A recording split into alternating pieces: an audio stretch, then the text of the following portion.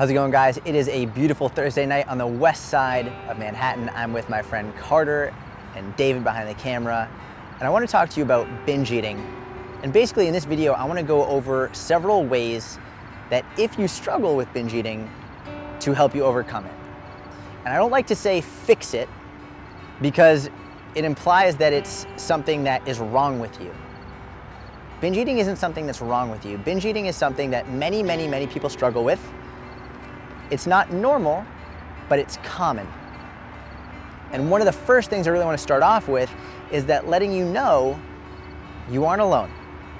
It's very common. A lot of people struggle with it. And I think probably the most important thing to say is this. If you struggle with binge eating, there are people who are specialists who specialize, go figure. There are people who are specialists who work with people to help them overcome binge eating. If you are anxious or nervous or worried about being judged or not knowing what to do, or if you're struggling with binge eating and you don't know what to do, go see a specialist. Seriously, that's the number one most important thing I can tell you in this video. What I'm gonna tell you is from my experience as a coach, working with people who've had eating disorders, how I've helped them overcome it. And hopefully it'll work for you, but also don't ever underestimate or feel embarrassed for going to see a specialist. Now, the major overarching concept that I think is very important for people to understand regarding binge eating is it's not a food issue. A lot of people ask me, what foods can I eat to stop binge eating? Or what foods cause binge eating? And this mindset, ironically, leads to more binge eating. Because what this mindset does is it separates foods into good foods and bad foods. And for a lot of people, this is very weird to hear, but I firmly, adamantly, severely don't believe in good foods or bad foods. What I think is that anything in excess or not enough is bad for you. There's no such thing as a good food or a bad food. There's no such thing as a right food or a wrong food. There's no such thing as a fattening food or a fat burning food.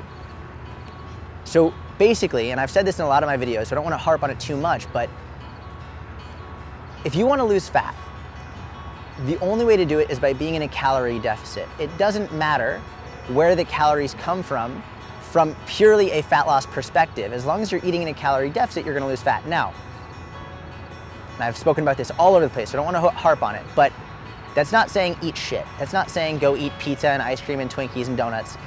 But it is saying that if you have them, if you include them in moderation in your diet, as long as your calories are in check, you'll still burn fat. You'll still get more defined. Your body composition will still improve.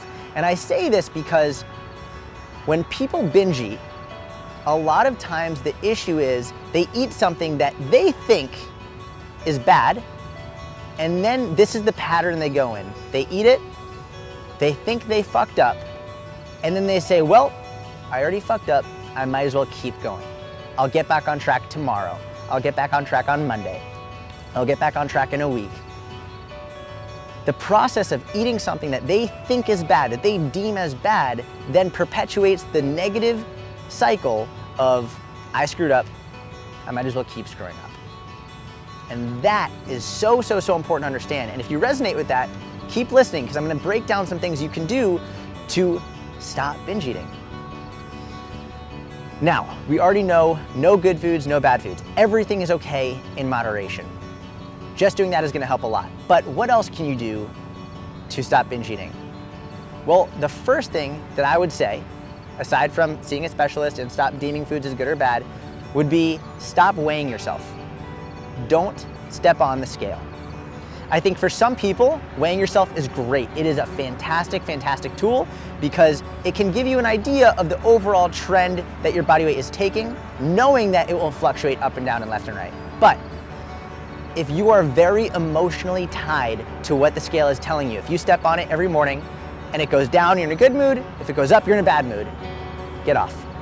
If it's causing you to go have that downstream negative effect of, oh, I gained weight, I might as well go eat everything, get off the scale. Do not use it because it is only going to perpetuate binge eating. Doesn't mean you can't weigh yourself down the road, but for now, don't. And by the way, if you don't ever weigh yourself again, That's okay too. There are many ways to measure progress and to make progress without weighing yourself. Now let's say you had a really, really long day and you did well with your nutrition, you got a workout in, and you're home, it's getting late at night, maybe you're about to go to bed, and you start to feel a binge coming on, maybe a little bit anxious. The feeling that you get, which is different for everyone, that you know you are about to have a binge. What I recommend is doing something called setting a bright line. Now, basically what this means is you set a hard and steadfast rule for yourself. Because a lot of times, binge eating and other disordered eating habits, and food anxiety actually, especially food anxiety, comes from not having control of the situation, from ambiguity. You don't know, for example, let's say you're gonna go out to eat at dinner and you don't know what's gonna be there, you get anxious about your food. Or you're at home at night and you don't know if you're screwing up your progress and you start to get anxious, you're like, screw it, I already fucked up, I'm gonna eat it, whatever. It's the ambiguity, the uncertainty that causes a lot of that.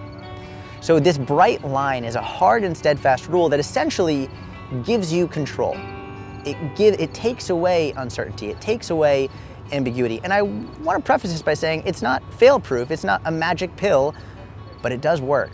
And it does work very, very well. So give this a sincere shot.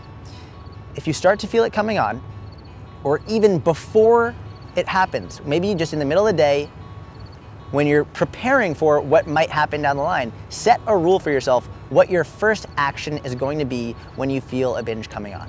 What is the first thing you're gonna do? One thing that I've recommended a lot with my clients, my inner circle members, that has worked very, very well, is saying, I'll have it in 20 minutes. Now, this strategy, by saying, I'll have it in 20 minutes, gives you permission to eat it, so you're not feeling like you're restricted. If in 20 minutes you still want it, go ahead, have as much as you want, but wait 20 minutes. And what happens is a lot of the times when we're about to binge, we get so wrapped up, so amped up, so anxious, we just go right into it and we don't realize it happens very, very, very quickly. You get really full, you eat more than you think. Wait 20 minutes, tell yourself, if in 20 minutes I still want this, I'll have it. But I'm gonna wait 20 minutes. That's just bright line. And more often than not, by the time 20 minutes is over, whether you started watching TV or you decided to take a shower or brush your teeth or whatever, the urge is past and you're good to go. So setting these bright lines, whether it's saying wait 20 minutes or anything that gives you a steadfast rule to follow can do a lot for helping you improve and get rid of binges. Now what I want to leave you with is one final thought process that can help you stop binging. And basically what I always tell my inner circle members, my clients, is this: you can't fuck up. Now I know it's really weird to say, it's almost like, of course I can. Like I could eat an entire pizza and then go have a box of donuts and kill the box of Cinnamon Toast Crunch and blah, blah, blah. Even if you do that, even if you have all the pizza, all the ice cream, all the donuts, even if you have a massive binge, you didn't fuck up. The only way that you can screw up, that you can mess up, is if you quit, if you don't try again. Because what happens is once you go on one of these binges and you say I fucked up, then you go for the rest of the weekend or the rest of the week or the rest of the month and you don't get back on track. So what I want you to think about is get right back on track as quickly as possible and don't, even for a second, not for 1 second, believe that you screwed up, because I promise you didn't. The only way to screw up is by not getting back on track. And I will leave you finally with this, one of my favorite quotes of all time. I wish I knew who the author or the original person who said it was. I don't. If you know, leave it in the comments. Giving up because of a setback is like slashing your other 3 tires because you got a flat. Makes no sense. I hope this video helped. I hope it gave you confidence to know that you can stop binge eating if you're struggling with it, and you can succeed, and you will succeed as long as you don't quit. Please give this video a thumbs up, leave your comments below. I love you. Talk to you soon.